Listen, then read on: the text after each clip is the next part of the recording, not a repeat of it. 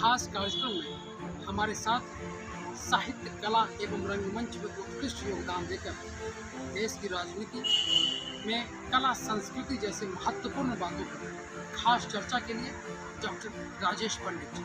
सबसे पहले आपका कार्यक्रम में स्वागत है राजेश जी। आप ये बताना चाहेंगे कि आज के समय में जो साहित्य और भारत में एक तरह से जो सांस्कृतिक आपातकाल का दौर चल रहा है, इस सांस्कृतिक आपातकाल के दौर को कैसे देखें?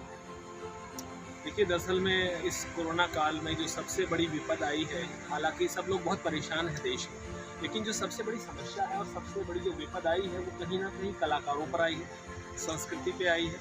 और संस्कृति पे मैं इसलिए कह सकता हूँ कि कलाकार ही संस्कृति के प्रतीक हैं। और पिछले विगत 1.5 वर्ष से भी कहीं ज़्यादा का समय हो चुका है इस कोरोना काल में, तो कहीं कोई सोशल गैदरिंग नहीं हो सकती, आप सब भली भांति जानते हैं। और कोरोना गाइडलाइंस के चलते ही बहुत सारी ऐसी रिस्ट्रिक्शंस हैं जहाँ पर आप गेट टुगेदर नहीं कर सकते हैं। आप जब जाहिर सी बात है गेट टुगेदर नहीं कर सकते हैं तो इवेंट्स से जुड़े हुए लोग हों, शोज़ से जुड़े हुए लोग हों या शूटिंग से जुड़े हुए लोग हों, तो ना तो शूट्स हो पा रहे हैं ना शोज़ हो पा रहे हैं। तो कलाकारों के लिए ही मैं अगर कलाकारों का प्रतिनिधित्व करते हुए यहाँ पर ये पक्ष रखूँ, ये बात रखूँ, तो सरकार ने कोई ख़ास बड़ी पहल नहीं की है। सरकार कोई ख़ास आगे बढ़ के नहीं आई है कि भाई कलाकारों के लिए कुछ करें। जबकि सबसे ज़्यादा जो हताहत है और सबसे ज़्यादा जो द्रवित हैं और सबसे ज़्यादा जो दुखी हैं और परेशान हैं सही रूप में, वो कलाकार हैं। चूँकि कलाकार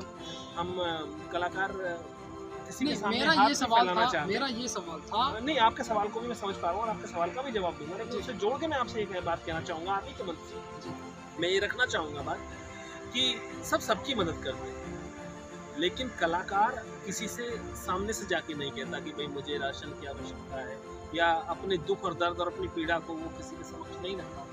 तो सरकार खुद इस बात को समझे। मान्यवर मेरा सवाल यह था कि जिस तरह से OTT प्लेटफॉर्म आज देश में सांस्कृतिक आपातकाल जैसी स्थिति को उत्पन्न कर दिया है, वल्गैरिटी और क्राइम और सेक्स इस तरह से परोसे जा रहे हैं, क्या यह सांस्कृतिक आपातकाल नहीं तो और क्या है? कला संस्कृति के नाम पर इस तरह से हम अपनी कल्चर और सिविलाइजेशन को कब तक नग्नता के साथ परोसते रहेंगे? क्या यही हमारी सभ्यता और संस्कृति है? That's what my question. नहीं, तुम्हारा क्वेश्चन बिल्कुल ठीक है। और जोर से बोलने से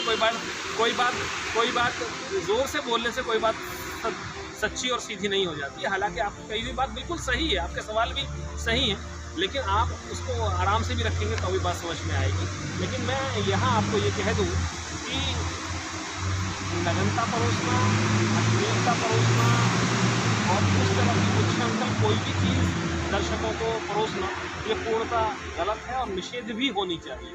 लेकिन एक चीज़ मैं यहाँ ये रख दूँ कि आज की युवा पीढ़ी हो या जो OTT प्लेटफॉर्म दिखा रहे हैं, तो भाई लोग उसे देख रहे हैं तभी तो वो लोग दिखा रहे हैं ना।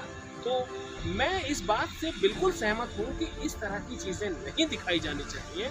हमारी युवा पीढ़ी को कतई उनसे भ्रमित ना किया जाए, इस तरह का नहीं दिखाना जाना चाहिए। मैं इस बात से सहमत हूँ, लेकिन साथ ही ये भी आप समझें कि कहीं ना कहीं देखने वालों की भी ये जिम्मेवारी बनती है कि वो अच्छी और सही चीज़ों को बढ़ावा दें, गलत चीज़ों का खुद भी विरोध करें। जैसा आपने भी कहा कि देखने में लोग देखते हैं तब तो दिखाया जा रहा है, क्या देश में? हाँ भाई, बिल्कुल। मैं मेरा ये कहना था, देश में जो रेड लाइट एरियाज हैं, उन रेड लाइट एरियाज में लगभग 2 करोड़ से ज़्यादा प्रोस्टिट्यूट इस देश में काम रह रहे हैं। ये मेरा डेटा नहीं है, ये ह्यूमन राइट का डेटा है। तो क्या हम उसे लीगलाइज कर देंगे? लोग जो चीज़ देखना पसंद करेंगे, जो चीज़ करना पसंद कर देंगे, उसे हम संवैधानिक मान्यता दे देंगे? आपके कहने का ये मतलब? नहीं, मेरे कहने का ये मतलब कतई नहीं है। आप अपने शब्द मेरे मुंह में नहीं छू सकते हैं और अपनी जो आपकी जनभावना है उन्हें मेरे मुंह से नहीं कहलवा सकते हैं। मैं आपको बता दूं, पहली बात। दूसरी बात, आपने कहा कि आपने जो अभी बात रखी, मैं सिर्फ ये इतनी सी बात से सिर्फ ये कह रहा हूँ कि कहीं ना कहीं जिम्मेवारी दर्शकों की भी बनती है कि वो ऐसी चीजों का सिरे से बहिष्कार करें। क्यों नहीं करते? दर्शक कैसे करेंगे? दर्शक कैसे बहिष्कार कर सकते हैं? आप अगर संवैधानिक रूप से आप कह रहे हैं कि हमारे पास आर्टिकल 19A और 19B का अधिकार है, हम अपनी बातों को रख सकते हैं, तो OTT प्लेटफॉर्म क्या नग्नता और सेक्स परोसने का एक जगह बन गया है क्या? मैं तो तुमसे पहले ही इस बात से पूर्णतः सहमत हूँ, तुम्हारे सवाल से पहले ही सहमत हूँ। और मैंने कई आपके जैसे मंचों पर ये बात बड़े मजबूत तरीके से रखी है कि नगनता परोसना, उच्च संकल्पता दिखाना या कुछ भी इस तरह का मनोरंजन के नाम पे कुछ भी भोंडा पेश करना, श्रोताओं के दर्शकों के समक्ष रखना, ये पूर्णतः गलत है और मैंने इसका विरोध किया है और मैं आगे भी विरोध करता रहूंगा। लेकिन मैं फिर भी यही कहूंगा कि माता पिताओं को भी बहुत ज़्यादा जागरूक होना पड़ेगा और आप युवा पीढ़ी से भी मेरा ये नम्र निवेदन है कि आप भी अच्छी चीज़ें देखने के लिए आप आगे आइए, बुरी चीज़ों का खुद भी बहिष्कार कीजिए। क्योंकि एक बड़ा खूबसूरत डायलॉग बड़ी फिल्म का आप सबको भी याद होगा कि उसमें एक बड़ा खूबसूरत डायलॉग है कि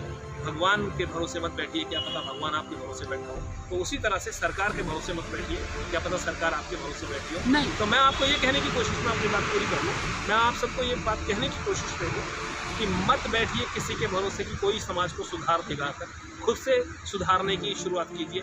तो हर एक अपने आप से समाज में सुधार लाने की कोशिश करेगा तो निश्चित तौर पर चेन बनेगी और समाज सुधरेगा। मेरा ये सवाल था कि जो आज पोर्टफोलियो डिस्ट्रीब्यूशन में जिस तरह सूचना एवं प्रसारण मंत्री प्रकाश जावड़ेकर जी को हटाया गया और माननीय श्री अनुराग ठाकुर जी को लाया गया, कुछ दिन पहले ही OTT प्लेटफॉर्म को सेंसरशिप को लेकर देश में एक विस्तार चर्चा का दौर। कई सारे फिल्मकार ने इस पर विरोध किया, कई सारे फिल्मकार ने उनके इस स्टेप को स्वागत योग्य कहा। बीजेपी के कार्यकर्ता उसके स्वागत योग्य कह रहे थे, लेकिन जो अपोजिशन है वो कह रहे थे कि नहीं, ये मीडिया पर हमला है। आखिर ये आर्टिकल 19A और 19B का इस तरह से दुरुपयोग देश की एकता, अखंडता और सांप्रदायिक सौहार्द के साथ साथ कल्चर और सिविलाइजेशन के लिए भी यह खतरा बन रहा है। मेरा ये सीधा सवाल था आपसे कि क्या जो नए मिनिस्टर आए हैं उनको OTT प्लेटफॉर्म को रेगुलेट करने के लिए, मॉनिटर करने के लिए, सेंसरशिप करने के लिए इस तरह से, जिस तरह फिल्म सर्टिफिकेशन प्रमाणन बोर्ड है उस तरह से OTT प्लेटफॉर्म को रेगुलेट करने के लिए, मॉनिटर करने के लिए कुछ इस तरह से नियामक एजेंसी बनानी चाहिए या नहीं? निश्चित रूप से बनानी चाहिए। हमने पहले भी इस बात को कई मंचों पर रखा, कई प्लेटफॉर्म्स पे रखा, आज फिर से आपके माध्यम से कह रहे हैं निश्चित रूप से बनानी चाहिए, बननी चाहिए। और ये हमारे जैसे बहुत सारे मेकर्स ने, बहुत सारे अभिनेताओं ने, बहुत सारे सही सच्चे कलाकारों ने बात रखी है कि इस पर निश्चित रूप से लगाम लगनी चाहिए, इस पर एक ऐसी रोकथाम होनी चाहिए कि जिससे सही और साफ सुथरी चीज़ें, neat and clean pure entertainment लोगों तक पहुंच सके।